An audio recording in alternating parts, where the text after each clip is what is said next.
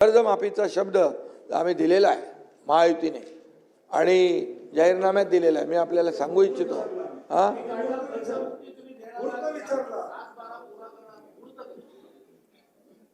सगळं होतं ना बरोबर. तुम्ही म्हणाले होते लाडकी बहीण योजना पण होणार नाही, झाली ना, झाली की नाही त्याला? अरे इथले लोक कोर्टात गेले होते हे बंद पाडा म्हणून. गेले होते, जाऊ दे आता बोलत नाही मी, गेले होते बंद पाडायला. कोर्टाने त्यांना दिली चपराक लावून आणि पळवलं त्यांना. तर आणि गेलेले हरले. म्हणून आम्ही जे बोलतो ते करतो. जे बोलतो कमिटमेंट म्हणजे कमिटमेंट. मैं एक तो कमिटमेंट करता नहीं, लेकिन एक बार मैंने कमिटमेंट कर दी तो फिर खुद की भी नहीं सुनता.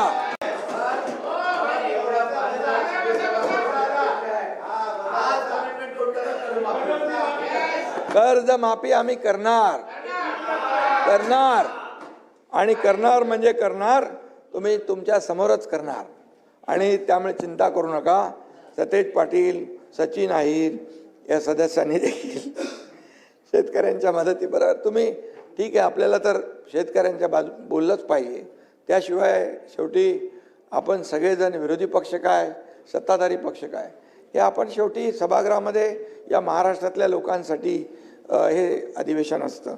आणि म्हणून या अतिवृष्टीचा फटका जेवढा मी आता मगाशी दाखवलं तुम्हाला 15,000 कोटीचा निधी दिलेला आहे.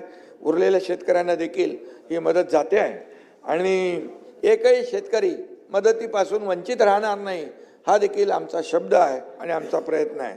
आणि म्हणून माझी आपल्याला विनंती आहे की शेतकरी संकटात आहे. यावेळेस आपण सगळ्यांनी मिळून त्याच्या मागं उभं राहायला पाहिजे. इथं राजकारण करता कामा नये.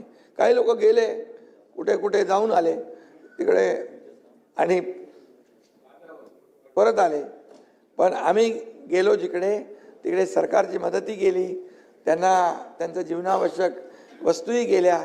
आम्ही त्यांची दिवाळी काळी होऊ देणार नाही म्हणालो होतो भाई आणि पाळलं आम्ही ते. त्यांची दिवाळी काळी होऊ दिली नाही. आमचे कार्यकर्ते जाऊन त्यांचा दसरा साजरा केला, त्यांच्या घराला तोरणं बांधली. त्याच्यावर ऑब्जेक्शन. अरे त्याच्यावर ऑब्जेक्शन घेतलं. अरे मग तुम्ही लोकांनी साधा बिस्किटचा पुडा तरी न्यायचा होता, तो पण नाही नेला. आणि लोकांना बघा इथं सभापती महोदय स्थिर सरकार पाहिजे होतं आणि म्हणूनच महायुतीला लँडस्लाईड मॅन्डेट दिलेलं आहे. आणि म्हणून आम्ही जे सरकार आमची जबाबदारी वाढलेली आहे त्यामुळे ज्या गतीने आम्ही 22 पासून काम करतोय ती गती अधिक वेगाने यापुढे देखील आम्ही त्याला कायम ठेवतोय. जो शब्द सत्तेत येण्यापूर्वी दिलेला आहे तो शब्द आम्ही पाळत संपूर्णपणे सगळे पाळणार. प्रिंटिंग मिस्टेक म्हणणार नाही आम्ही, प्रिंटिंग मिस्टेक म्हणणार नाही एवढा आपण विश्वास ठेवा. आणि लाडक्या बहिणींचं म्हणाले आता बंद होणार, उद्या बंद होणार, पण लाडक्या बहिणींची ओवाळणी कधी बंद होणार नाही, कधी बंद होणार नाही. आणि ही योजना कधी बंद पडणार नाही. किती काही कोणी आरोप प्रत्यारोप दिशाभूल करण्याचा प्रयत्न केला तरी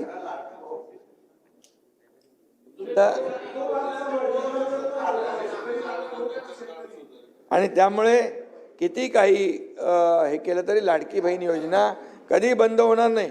कोणी माईकाला आला तरी बंद नाही होणार. 2100 रुपये आम्ही बोललेलो आहे ते देखील योग्य वेळी देणार, योग्य वेळी देणार भाई. अरे आम्ही जे बोलतो ते करणार. बोल द्या तो बोल द्या. आणि म्हणून योजना या सुरू राहतील. मुख्यमंत्री झालो तेव्हापासूनच अनेक लोकांना त्रास झाला, पोटदुखी झाली, काय काय आजार झाले. कारण मी आपलं काम करतो. मी प्रामाणिक कामावर फोकस करणारा कार्यकर्ता आहे. मुख्यमंत्री होतो तेव्हाही कार्यकर्ता म्हणून काम केलंय, आताही कार्यकर्ता म्हणून काम करतोय, उद्याही कार्यकर्ता म्हणून काम करणार आहे. माझ्या डोक्यामध्ये मुख्यमंत्री पदाचा हवा नाही, जातच नाही. आणि त्यामुळे माझं नाव घेतल्याशिवाय काही लोकांचा दिवस सुरू होत नाही आणि काही लोकांचा दिवस संपत नाही. माझं नाव घेतल्याशिवाय शशिकांतजी आणि स्वप्नात मी सामान्य माणसाचा कॉमन मॅनचा चेहरा दिसताय त्यांची इच्छा आहे. माझं म्हणणं आहे की आम्हाला बाहेर मगाशी सकाळी पत्रकाराने विचारलं 19 तारखेला काहीतरी बदल होणार, धमाका होणार आहे, त्यामध्ये परत हे मुख्यमंत्री होणार आहे असं सांगितलंय. ती गोष्ट खरी आहे का? सभापती महोदय, शशिकांतजी, आमचा अजेंडा खुर्ची नाही आहे. आमचा अजेंडा काय सांगतो, ज्या लोकांनी आम्हाला खुर्चीत बसवलंय ना त्यांचे प्रश्न सोडवणे, त्यांच्या समस्या सोडवणे.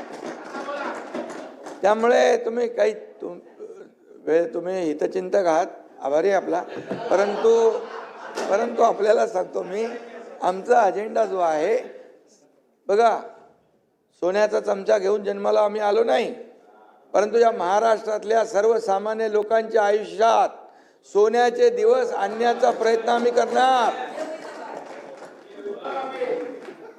आणि आपण पाहताय, मी मुख्यमंत्री व्हायच्या पूर्वी पण असाच होतो, मुख्यमंत्री झालो तरी असाच आहे, आताही असाच आहे. त्यामुळे माझ्यात बदल होणार नाही. सर्वसामान्य माणूस आमचा केंद्रबिंदू आहे आणि म्हणून मी कॉमन मॅन लोक आता मला डेडिकेटेड टू कॉमन मॅन म्हणतात. काय प्रॉब्लेम आहे का? चीफ मिनिस्टर म्हटलं किंवा डेप्युटी चीफ मिनिस्टर म्हटलं का म्हणजे असं काय नवीन काय असतं का काय? त्यामुळे सर्वसामान्य माणसाची जी नाळ जुळलेली आहे ती भाई कनेक्ट झालेली आहे, ती तुटता कामा नये. आपण जमिनीवरचे कार्यकर्ते आहोत. त्यामुळे कार्यकर्ता हा आपला जो आहे हा सर्वसामान्य माणूस आहे. आणि म्हणून मी आपल्याला एवढंच सांगतो की काही लोकांना मला कोणी सांगितलं कि आप नज़र का ऑपरेशन कर सकते हैं, लेकिन नजरिए का नहीं कर सकते. डोळ्याचं करू शकतो, पण क्या आहे, मग त्याला आता झोपेचा सोंग घेतलेल्या माणसाला उठवू शकतो का आपण? झोपलेल्या माणसाला उठवता येतं, पण काही लोकांना जे आहे तेच आहे की बसता उठता दिल्लीला गेला की प्रॉब्लेम, गावाला गेला की प्रॉब्लेम, शेती करायला गेला की प्रॉब्लेम. असं कसं चालते? आणि मी काही कोणावर बोलत नाही. मला जेव्हा बोलतात तेव्हा मी नेमकं बोलतो. आणि त्यामुळे आता काल काय बोलून गेलेत, मी जाऊ दे, मी त्याच्यावर जात नाही. आता पुढे अजून आपल्याला निवडणुकांमध्ये प्रचार करायचा आहे. त्यामुळे टीकेला मी टीकेने उत्तर देत नाही, आरोपाला आरोपाने उत्तर देत नाही.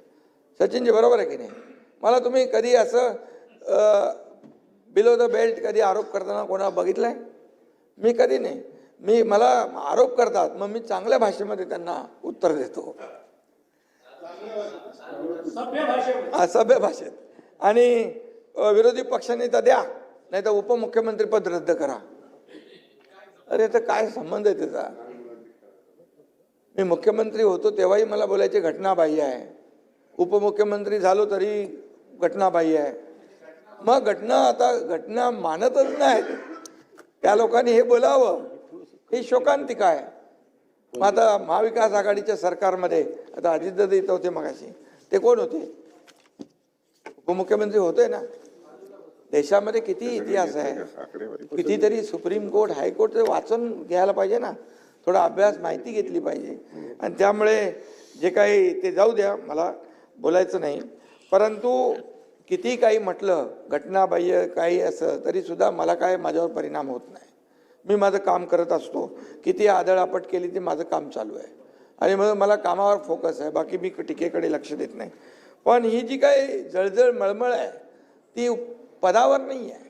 एकनाथ शिंदे याच्या वैयक्तिक याच्यावर आहे का? एक सर्वसामान्य घरातला कार्यकर्ता मुख्यमंत्री झाला, एक शेतकऱ्याचा पोरगा मुख्यमंत्री झाला, का का का हजम होत नाही का? ज्या योजना सांगितल्या सचिन भाऊ, त्या योजना जर तुम्ही व्हेरीफाय करा, एकही योजना एकही निर्णय खोटा असेल तर मग मला तुम्ही विचारा. तुम्हाला मी एकच सांगतो, मी जे बोलतो ते करतो. माझ्या कामाची पद्धत no reason on the spot decision, अशा प्रकारची माझ्या कामाची पद्धत आहे. तुम्हाला मी सांगतो, एक माणूस आला होता माझ्याकडे व्हीलचेअरवर एक मुलाला घेऊन, त्याचे दोन्ही हात कट होते आणि तो बाप माझ्याकडे आला वरती मंत्रालयामध्ये. मी म्हणालो काय झालं? तो म्हणाला याचं